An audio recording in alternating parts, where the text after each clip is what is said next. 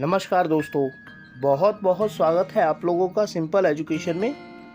दोस्तों, आज की इस वीडियो में हम लोग बात करेंगे मुंशी प्रेमचंद द्वारा लिखी गई कहानी नमक का दरोगा के बारे में। यह कहानी सन 1925 में प्रकाशित हुई थी और भ्रष्टाचार तथा रिश्वतखोरी की समस्या को उजागर करती है। हम जानते हैं कि मुंशी प्रेमचंद को सम्राट उपन्यासकार के नाम से जाना जाता है और उन्हें इस रूप में भी जाना जाता है कि उन्होंने लगभग 300 हिंदी कहानियों की रचना की। अपने तमाम उपन्यासों में और तमाम कहानियों में उन्होंने तत्कालीन समाज की समस्याओं को उजागर करने का प्रयास किया। इसी संबंध में सन 1925 में उनके द्वारा लिखी गई कहानी नमक का दरोगा भ्रष्टाचार की समस्या को उजागर करती है। सबसे पहले बात करते हैं इस कहानी के पात्रों के बारे में। तो इस कहानी के मुख्य रूप से 3 पात्र हैं, जिनमें पहला मुंशी वंशीधर और दूसरा वंशीधर के पिता तथा तीसरे पंडित अल्लोपीदीन है। इसके अलावा कुछ छोटे छोटे पात्र भी इस कहानी में दिखाई देते हैं, परंतु मुख्य रूप से जो कहानी की परिपाटी घूमती है वो इन 3 चरित्रों के इर्द गिर्द ही घूमती है। तो चलिए अब देखते हैं इस कहानी को शब्द ब शब्द। जब नमक का नया विभाग बना और ईश्वर प्रदत्त वस्तु के व्यवहार करने का निषेध हो गया तो लोग चोरी छिपे इसका व्यापार करने लगे। अनेक प्रकार के छल प्रपंचों का सूत्रपात हुआ। कोई घूस से काम निकालता था, कोई चालाकी से। अधिकारियों के पौ 12 थे। पटवारीगिरी का सर्वसम्मानित पद छोड़ छाड़कर लोग इस विभाग की बरकंदाजी करते थे। इसके दरोगा पद के लिए तो वकीलों का भी जी ललचाता था। यह वह समय था जब अंग्रेजी शिक्षा और ईसाई मत को लोग एक ही वस्तु समझते थे। फारसी का प्राबल्य था। प्रेम की कथाएं और श्रृंगार रस के काव्य पढ़कर फारसीदा लोग सर्वोच्च पदों पर नियुक्त हो जाया करते थे। मुंशी वंशीधर भी जुलेखा की विरह कथा समाप्त करके सीरी और फरहाद के प्रेम वृत्तांतों को, नल और नील की कहानी और अमेरिका के आविष्कार से अधिक महत्व की बातें समझते हुए रोजगार की खोज में निकले। उनके पिता एक अनुभवी पुरुष थे। समझाने लगे, बेटा घर की दुर्दशा देख रहे हो, ऋण के बोझ से दबे हुए हैं। लड़कियां हैं, वे घास फूस की तरह बढ़ती चली जाती हैं। मैं कगारे पर का वृक्ष हो रहा हूँ, ना मालूम कब गिर पड़ूं। अब तुम ही घर के मालिक मुख्तार हो। नौकरी में ओहदे की ओर ध्यान मत देना, यह तो पीर का मजार है। निगाह चढ़ावे और चादर पर रखनी चाहिए। ऐसा काम ढूंढना जहां कुछ ऊपरी आय हो। मासिक वेतन तो पूर्णमासी का चांद है, जो एक दिन दिखाई देता है और घटते घटते लुप्त हो जाता है। ऊपरी आय बहता हुआ स्रोत है, जिससे सदैव प्यास बुझती है। वेतन मनुष्य देता है, इसी से उसमें वृद्धि नहीं होती। ऊपरी आमदनी ईश्वर देता है, इसी से उसकी बरकत होती है। तुम स्वयं विद्वान हो, तुम्हें क्या समझाऊं। इस विषय में विवेक की बड़ी आवश्यकता है। मनुष्य को देखो, उसकी आवश्यकता को देखो और अवसर को देखो। उसके उपरांत जो उचित समझो करो। गरज वाले आदमी के साथ कठोरता करने में लाभ ही लाभ है, लेकिन बेगरज को दाव पर पाना जरा कठिन है। इन बातों को निगाह में बांध लो, यह मेरी जन्म भर की कमाई है। इस उपदेश के बाद पिताजी ने आशीर्वाद दिया। वंशीधर आज्ञाकारी पुत्र थे। ये बातें ध्यान से सुनी और तब घर से चल खड़े हुए। इस विस्तृत संसार में उनके लिए धैर्य अपना मित्र, बुद्धि अपनी पथ प्रदर्शक और आत्मावलंबन ही अपना सहायक था। लेकिन अच्छे शकुन से चले थे। जाते ही जाते नमक विभाग के दरोगा पद पर प्रतिष्ठित हो गए। वेतन अच्छा और ऊपरी आय का तो ठिकाना ही ना था। वृद्ध मुंशी जी को सुख संवाद मिला तो फूले ना समाये। महाजन कुछ नरम पड़े। कलवार की आशालता लहलाई। पड़ोसियों के हृदय में शूल उठने लगे। जाड़े के दिन थे और रात का समय। नमक के सिपाही चौकीदार नशे में मस्त थे। मुंशी वंशीधर को यहाँ आए अभी 6 महीने से अधिक न हुए थे, लेकिन इस थोड़े से समय में ही उन्होंने अपनी कार्यकुशलता और उत्तम आचार से अफसरों को मोहित कर लिया था। अफसर लोग उन पर बहुत विश्वास करने लगे। नमक के दफ्तर से 1 मील पूर्व की ओर जमुना बहती थी। उस पर नावों का एक पुल बना हुआ था। दारोगा जी किवाड़ बंद किए मीठी नींद सो रहे थे। अचानक आंख खुली तो नदी के प्रवाह की जगह गाड़ियों की गड़गड़ाहट तथा मल्लाहों का कोलाहल सुनाई दिया। उठ बैठे। इतनी रात गए गाड़ियां क्यों नदी के पार जाती हैं? अवश्य कुछ न कुछ गोलमाल है। तर्क ने भ्रम को पुष्ट किया। वर्दी पहनी, तमंचा जेब में रखा और बात की बात में घोड़ा बढ़ाए हुए पुल पर आ पहुंचे। गाड़ियों की एक लंबी कतार पुल के पार जाती देखी। डांट कर पूछा, किसकी गाड़ियां हैं? थोड़ी देर तक सन्नाटा रहा। आदमियों में कुछ कानाफूसी हुई। तब आगे वाले ने कहा, पंडित अलोपीदीन की। कौन पंडित अलोपीदीन? दातागंज के मुंशी वंशीधर चौके। पंडित अलोपीदीन इस इलाके के सबसे प्रतिष्ठित जमींदार थे। लाखों रुपए का लेन देन करते थे। इधर छोटे से बड़े कौन ऐसे थे जो उनके ऋणी ना हो। व्यापार भी बड़ा लंबा चौड़ा था। बड़े चलते पुर्जे आदमी थे। अंग्रेज अफसर उनके इलाके में शिकार खेलने आते और उनके मेहमान होते। 12 मास सदा व्रत चलता था। मुंशी ने पूछा, गाड़ियां कहाँ जाएंगी? उत्तर मिला, कानपुर। लेकिन इस प्रश्न पर कि इनमें क्या है, सन्नाटा छा गया। दारोगा साहब का संदेह और भी बढ़ा। कुछ देर तक उत्तर की बाट देखकर वह जोर से बोले, क्या तुम सब गूंगे हो गए हो? हम पूछते हैं इनमें क्या लदा है।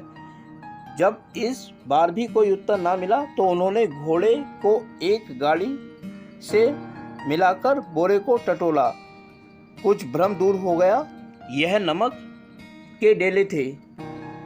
पंडित अलोपीदीन अपने सजीले रथ पर सवार कुछ सोते कुछ जागते चले आते थे। अचानक कई गाड़ीवानों ने घबराए हुए आकर जगाया और बोले, महाराज, दरोगा ने गाड़ियां रोक दी हैं और घाट पर खड़े आपको बुलाते हैं। पंडित अलोपीदीन का लक्ष्मी जी पर अखंड विश्वास था। वह कहा करते थे कि संसार का तो कहना ही क्या, स्वर्ग में भी लक्ष्मी का ही राज्य है। उनका यह कहना यथार्थ ही था। न्याय और नीति सब लक्ष्मी के ही खिलौने हैं। इन्हें वह जैसे चाहती है नचाती है। लेटे ही लेटे गर्व से बोले, चलो हम आते हैं। यह कहकर पंडित जी ने बड़ी निश्चिंतता से पान के बीड़े लगाकर खाए। कुछ लिहाफ फोड़े हुए दरोगा के पास आकर बोले, बाबूजी आशीर्वाद, कहिए हमसे ऐसा क्या अपराध हुआ कि गाड़ियां रोक दी गई? हम ब्राह्मणों पर तो आपकी कृपा दृष्टि रहनी चाहिए। वंशीधर रूखाई से बोले, सरकारी हुक्म। पंडित अलोपीदीन ने हंसकर कहा, हम सरकारी हुक्म को नहीं जानते और न सरकार को। हमारी सरकार तो आप ही हैं। हमारा और आपका तो घर का मामला है।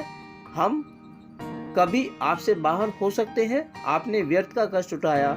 यह हो नहीं सकता कि इधर से जाए और इस घाट के देवता को भेंट न चढ़ावे। मैं तो आपकी सेवा में स्वयं ही आ रहा था। वंशीधर पर ऐश्वर्य की मोहिनी वंशी का कुछ प्रभाव न पड़ा। ईमानदारी की नई उमंग थी। कड़क कर बोले, हम उन नमक हरामों में नहीं जो कौड़ियों पर अपना ईमान बेचते फिरते हैं। आप इस समय हिरासत में हैं। आपको कायदे के अनुसार चालान होगा। चालान मतलब चलना होगा। बस मुझे अधिक बातों की फुर्सत नहीं है। जमादार बदलू सिंह, तुम इन्हें हिरासत में ले चलो, मैं हुक्म देता हूँ। पंडित अलोपीदीन स्तंभित हो गए। गाड़ी वालों में हलचल मच गई। पंडित जी के जीवन में कदाचित यह पहला ही अवसर था कि पंडित जी को ऐसी कठोर बातें सुननी पड़ी। बदलू सिंह आगे बढ़ा, किंतु रौब के मारे यह साहस ना हुआ कि उनका हाथ पकड़ सके। पंडित जी ने धर्म को धन का ऐसा निरादर करते कभी ना देखा था। विचार किया कि यह कभी उद्दंड लड़का है, माया मोह के जाल में अभी नहीं पड़ा, अल्लड़ है, झिझकता है। बहुत दीन भाव से बोले, बाबू साहब ऐसा ना कीजिए, हम मिट जाएंगे, इज्जत धूल में मिल जाएगी। हमारा अपमान करने से आपके हाथ क्या आएगा? हम किसी तरह आपसे बाहर थोड़े ही हैं। वंशीधर ने कठोर स्वर में कहा, हम ऐसी बातें नहीं सुनना चाहते। अलोपीदीन ने जिस सहारे को चट्टान समझ रखा था वह पैरों के नीचे खिसकता हुआ मालूम हुआ। स्वाभिमान और धन ऐश्वर्य की कड़ी चोट लगी, किंतु अभी तक धन की सांख्यिकी शक्ति का पूरा भरोसा था। अपने मुख्तार से बोले, लाला जी 1000 के नोट बाबू साहब की भेंट करो, आप इस समय भूखे सिंह हो रहे हैं। वंशीधर ने गर्म होकर कहा, 1000 नहीं, 1 लाख भी मुझे सच्चे मार्ग से नहीं हटा सकते। धर्म की इस बुद्धिहीन दृढ़ता और देव दुर्लभ त्याग पर मन बहुत झुंझलाया। अब दोनों शक्तियों ने संग्राम होने लगा। धन ने उछल उछलकर आक्रमण करने शुरू किए। एक ने 5 से 10, 10 से 15 और 15 से 20 हजार तक नौबत पहुंची, किंतु धर्म अलौकिक वीरता के साथ बहुसंख्यक सेना के सम्मुख अकेला पर्वत की भांति अटल अविचलित खड़ा रहा। अलोपीदीन निराश होकर बोले, अब इससे अधिक मेरा साहस नहीं, आगे आपको अधिकार है। वंशीधर ने अपने जमादार को ललकारा। बदलू सिंह मन में दरोगा जी को गालियां देता हुआ पंडित अलोपीदीन की ओर बढ़ा। पंडित जी घबराकर 2-3 कदम पीछे हट गए। अत्यंत दीनता से बोले, बाबू साहब, ईश्वर के लिए मुझ पर दया कीजिए। मैं 25,000 पर निपटारा करने को तैयार हूँ। असंभव बात है।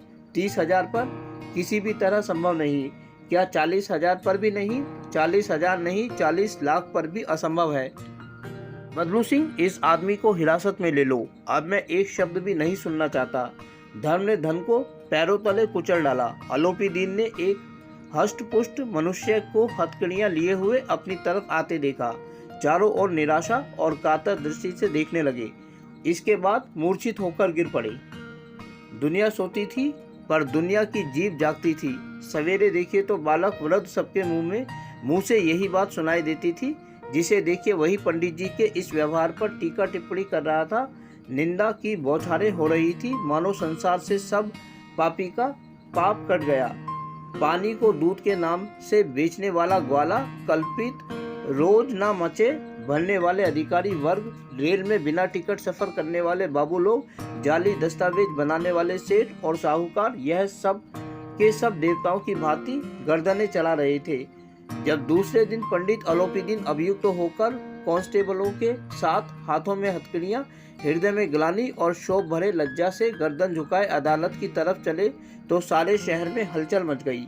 मेलों में कदाचित आंखें इतनी व्यग्र ना होती होंगी। भीड़ के मारे छत और दीवार में कोई भेद न रहा। किंतु अदालत में पहुंचने की देर थी। पंडित अलोपीदीन इस अगाध वन के सिंह थे। अधिकारी वर्ग उनके भक्त, अमले उनके सेवक, वकील मुख्तार उनके आज्ञा पालक और अर्दली, चपरासी तथा चौकीदार तो उनके बिना मोल के गुलाम थे। उन्हें देखते ही लोग चारों तरफ से दौड़े। सभी लोग विस्मित हो रहे थे, इसीलिए नहीं कि अलोपीदीन ने यह कर्म किया, बल्कि इसलिए कि वह कानून के पंजे में कैसे आए। ऐसा मनुष्य जिसके पास असाध्य साधन करने वाला धन और अनन्य वाचालता हो, वह क्यों कानून के पंजे में आए। प्रत्येक मनुष्य उनसे सहानुभूति प्रकट करता था। बड़ी तत्परता से इस आक्रमण को रोकने के लिए निमित्त वकीलों की एक सेना तैयार की गई। न्याय के मैदान में धर्म और धन में युद्ध ठन गया। वंशीधर चुपचाप खड़े थे। उनके पास सत्य के सिवा न कोई बल था, न स्पष्ट भाषण के अतिरिक्त कोई शस्त्र गवाह थे, किंतु लोभ से डावाडोल। यहाँ तक कि मुंशी जी को न्याय भी अपनी ओर कुछ खिंचा हुआ दिख पड़ता था। वह न्याय का दरबार था, परंतु सबके कर्मचारियों पर पक्षपात का नशा छाया हुआ था। किंतु पक्षपात और न्याय का क्या मेल। जहाँ पक्षपात हो वहाँ न्याय की कल्पना नहीं की जा सकती। मुकदमा शीघ्र ही समाप्त हो गया। डिप्टी मजिस्ट्रेट ने अपनी तजवीज़ में लिखा, पंडित अलोपीदीन के विरुद्ध दिए गए प्रमाण निर्मूल और भ्रमात्मक हैं। वह एक बड़े आदमी है। यह बात कल्पना के बाहर है कि उन्होंने थोड़े लोभ के लिए ऐसा दुस्साहस किया हो। यद्यपि नमक के दरोगा मुंशी वंशीधर का अधिक दोष नहीं है, लेकिन यह बड़े खेद की बात है कि उसकी उद्दंडता और विचारहीनता के कारण एक भले मानुष को कष्ट झेलना पड़ा। हम प्रसन्न है कि वह अपने काम में सजग और सचेत रहता है, किंतु नमक के मुकदमे की बढ़ी हुई नमक से हलाली ने उसके विवेक और बुद्धि को भ्रष्ट कर दिया। भविष्य में उसे होशियार रहना चाहिए। वकीलों ने यह नमक का दरोगा सुना और उछल पड़े। पंडित अलोपीदीन मुस्कुराते हुए बाहर निकले। स्वजन बांधवों ने रुपए की लूट की। उदारता का सागर उमड़ पड़ा। उसकी लहरों ने अदालत की नींव तक हिला दी। जब वंशीधर बाहर निकले तो चारों ओर उनके ऊपर व्यंग्य बाणों की वर्षा होने लगी। चपरासियों ने झुक झुक कर सलाम किए, किंतु इस समय एक कटु वाक्य, एक एक संकेत उनकी गर्वाग्नि को प्रज्वलित कर रहा था। कदाचित इस मुकदमे में सफल होकर वह इस तरह अकड़ते हुए न चलते। आज उन्हें संसार का एक खेदजनक विचित्र अनुभव हुआ। न्याय और विद्वत्ता, लंबी चौड़ी उपाधियां, बड़ी बड़ी दाढ़ियां, ढीले चोगे, एक भी सच्चे आदर का पात्र नहीं है। वंशीधर ने बैर मोल लिया था, उसका मूल्य चुकाना अनिवार्य था।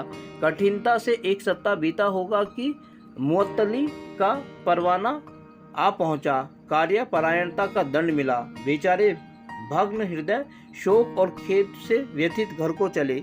बूढ़े मुंशी जी तो पहले से ही बुड़बुड़ा रहे थे कि चलते चलते इस लड़के को समझाया था, लेकिन इसने एक न सुनी, सब मनमानी करता है। हम तो कलवार और कसाई के तगादे सहे बुढ़ापे में भगत बनकर बैठे और वहाँ बस वही सूखी तनख्वाह। हमने भी तो नौकरी की है और कोई ओहदेदार नहीं थे, लेकिन काम किया, दिल खोलकर किया और आप ईमानदार बनने चले हैं। घर में चाहे अंधेरा हो, मस्जिद में अवश्य दिया जलाएंगे। खेद ऐसी समझ पर। पढ़ना लिखना सब अकारत गया। इसके थोड़े ही दिनों बाद जब वंशीधर इस दुरावस्था में घर पहुंचे और बूढ़े पिताजी ने समाचार सुना तो सिर पीट लिया। बोले, जी चाहता है कि तुम्हारा और अपना सिर फोड़ लूं।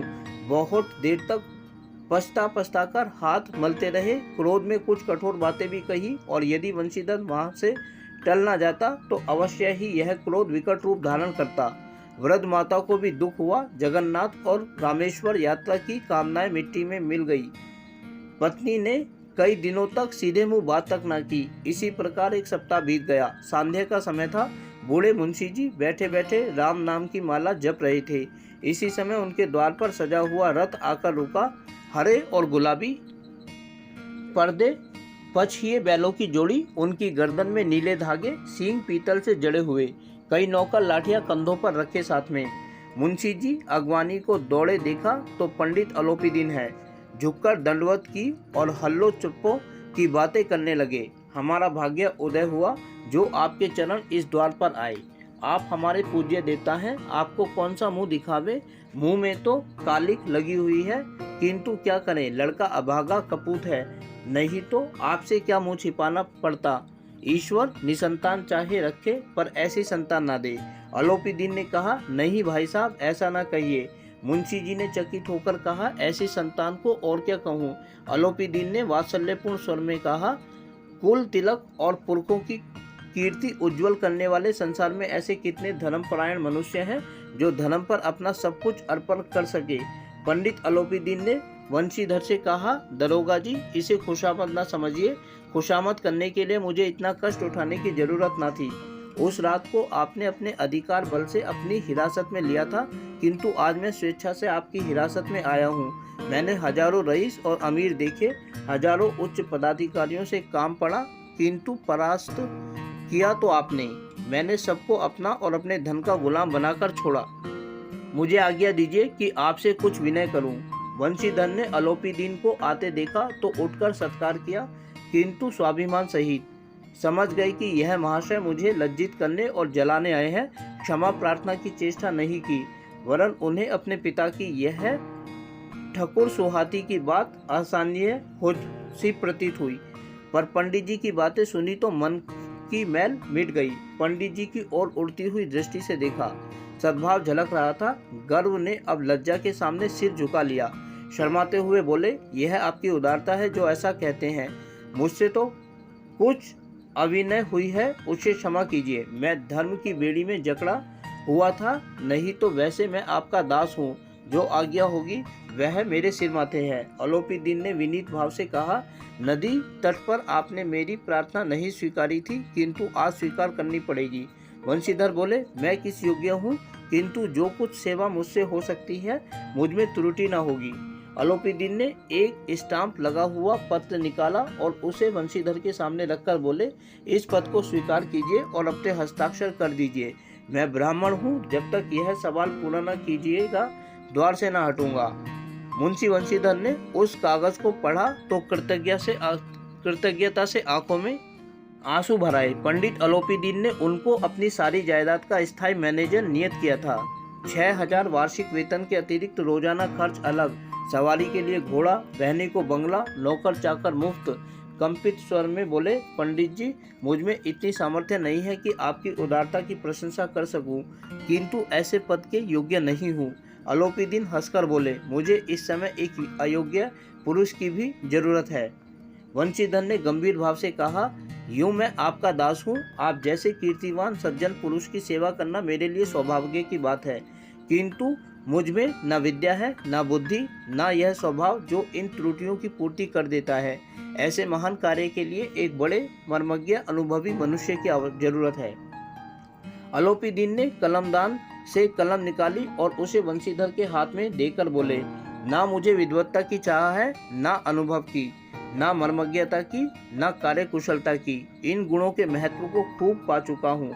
अब सौभाग्य और सुअवसर ने मुझे वह मोती दे दिया जिसके सामने योग्यता और विद्वत्ता की चमक फीकी पड़ जाती है। यह कलम लीजिए, अधिक सोच विचार न कीजिए, दस्तखत कर दीजिए। परमात्मा से यही प्रार्थना है कि वह आपको सदैव वही नदी के किनारे वाला बेमुरौवत, उद्दंड, कठोर परंतु धर्मनिष्ठ दरोगा बनाए रखे। वंशीधर की आंखें डबडबा आई। हृदय के संकुचित पात्र में इतना एहसान ना समा सका। एक बार फिर पंडित जी की ओर भक्ति और श्रद्धा की दृष्टि से देखा और कांपते हाथों से मैनेजरी के कागज पर हस्ताक्षर कर दिए। अलोपीदीन ने प्रफुल्लित होकर उन्हें गले लगा लिया। तो देखा दोस्तों आपने किस तरह मुंशी प्रेमचंद ने नमक का दरोगा नामक कहानी के माध्यम से बताया कि भ्रष्टाचार की दुनिया में भी ईमानदारी का अपना महत्व है, और जब ईमानदारी की चमक चमकती है तो भ्रष्टाचार आंखें मूंदे खड़ा रह जाता है। उम्मीद करता हूं कि आप लोगों को वीडियो अच्छी लगी होगी, और साथ ही आप लोगों से अनुरोध करता हूं कि यदि वीडियो अच्छी लगी तो वीडियो को लाइक और चैनल को सब्सक्राइब जरूर करें। इसके अलावा आगे आने वाले अन्य दिनों में अन्य वीडियोस को देखने के लिए जुड़े रहें मेरे साथ मेरे इस यूट्यूब चैनल पर, जिसका नाम है सिंपल एजुकेशन। फिलहाल आप लोगों से विदा लेना चाहूँगा। वीडियो को देखने के लिए आपका बहुत बहुत धन्यवाद।